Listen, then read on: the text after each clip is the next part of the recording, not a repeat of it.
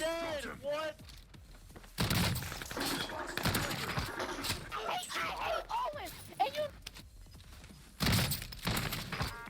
A shotgun. You gotta be weird, bro. Like, honestly.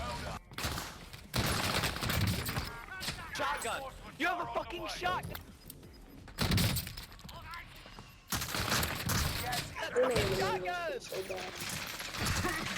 Welcome back, Vaqueros. In today's video, we're going to be talking all about the weird stepchild of the shotgun category, the Hauer 77. Now, why is it considered such? Well, the Hauer doesn't really excel at much. It has some good potential, but it's just kind of there. Everything else, every other shotgun does something better, so it just kind of exists. But today, we're going to go in depth with this gun. We're going to check it out and see if it's really that bad, or if there's something you should know about this gun. So without further ado, let's just get into the video. The Hauer 77 is a pump action from Black Ops Cold War that basically behaves like every other pump action that we have in Warzone for the most part. So basically we have a max damage range where you can actually two-shot with the gun. There is no one-shot capability. You can't one-shot headshot. I know some people claim that you can, but it's just not possible. If they have like 2 plates of armor, sure, maybe that's possible, but no, if it's full health, there's going to be always a 2-shot kill at least. So from about 0 to 3.3 meters is your max damage range. In that range, you deal about the 204 damage, so you can actually 2-shot kill with this gun.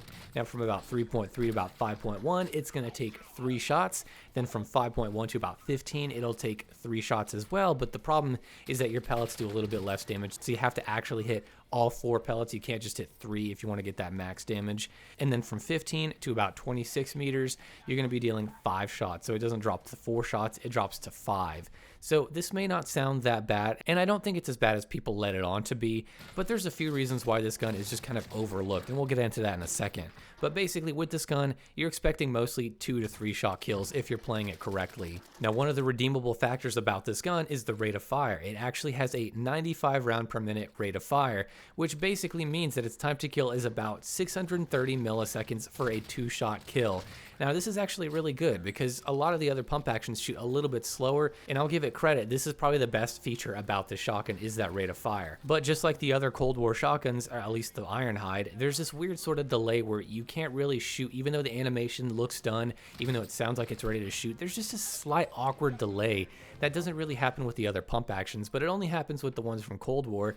So just keep that in mind. You have to be so precise with your rate of fire on this thing that it can be a little bit jarring if you're trying to oversample the gun. That being said, the rate of fire is definitely the redeemable factor about this gun, as it's the fastest in the pump actions. I know the VLK Rogue is kind of considered a pump action, in which case it shoots a lot faster than this gun, but to be a traditional pump action and it shoots this fast is actually pretty cool, so I'll give it that. Now we do have the reinforced heavy barrel, which increases that rate of fire, but get ready because it increases by a major, get ready, 3 points. So basically you're going from 95 rounds per minute to about 98 rounds per minute. It's just not worth it in that case.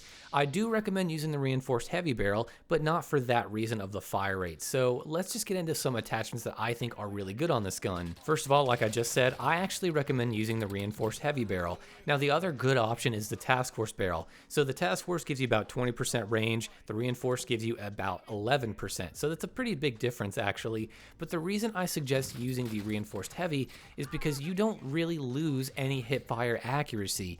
This is something that a lot of people have been kind of telling me about that I haven't really been trying, but until recently I did try this kind of build out, and it's been a lot better than I thought it would. And a lot of it has to do with keeping your hip fire as tight as possible. And so one of the ways to do that and get some range is with the reinforced heavy barrel, because you don't lose hip fire accuracy like you do with that task force barrel, even though you don't get as much range. So for the barrels, use the reinforced heavy. If you really want more range, use the task force, but try the reinforced heavy. I think you're going to have a little bit of a better time with that. Next up, the next best attachment is probably the shotgun stock. And this is another one of those instances where people told me, try this out. And I actually really enjoy it because usually I'm the type to go for no stock because you get a really fast sprint to fire speed bonus.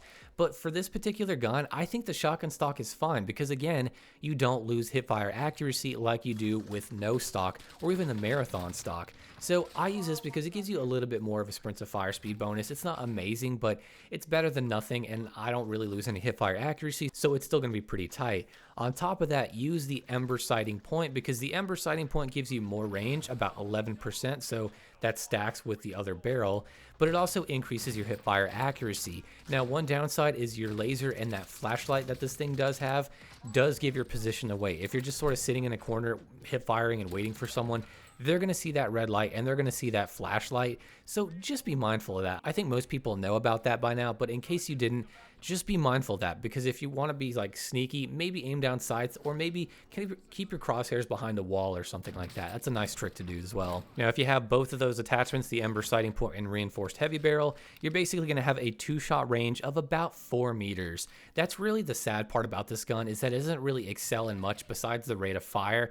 So a 4-meter 2-shot kill is not bad, but it's really not great. So like I said, it just kind of exists. It's just kind of there, and it works. It's not as bad as people think, but it is pretty poor compared to some of the other shotguns we have access to. Now, before I get into the best class, I do want to talk about some other attachments, particularly in the muzzle category, because there's some that don't really work as intended.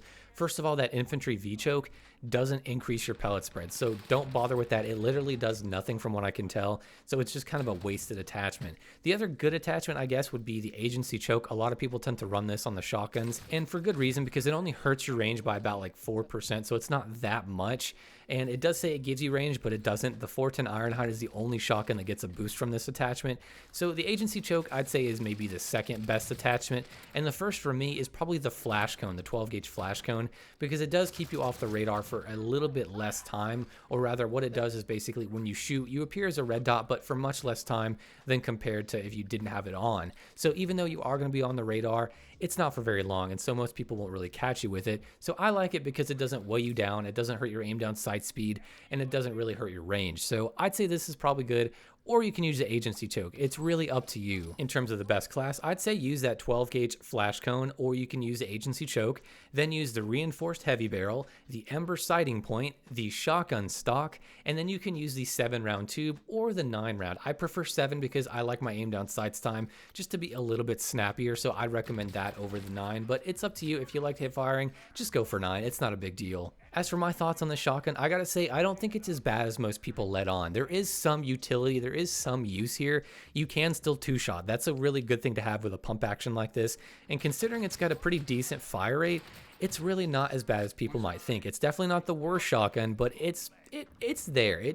Like I said before in the beginning, it's just one of those shotguns that kind of exists, but there's no real reason to use above many other shotguns because everything else just has a better niche and something better, like a better 2-shot, or they shoot a little bit slower but it's got more damage or something like that. The Hauer, it's okay. It exists. It's there. I don't really recommend it over some of the other pump actions, but hey, it's fun. It still works. If you want to try something different, try this out and just see how it goes, because I don't think it's as bad as people let on to be, but unfortunately, some of the attachments not working, and then how quirky it is with its rate of fire that you have to be really precise with, and some other issues just make it not super ideal. But hey, it works. A good player can make it really work, so give it a try, and I want to know down below in the comments, what do you guys think of the Hauer? Is it the weird stepchild like I said? Is it actually better than I said? Is it something you guys recommend other people using, or what's another class to run with this thing? And with all that being said, guys, I will see you in the next video.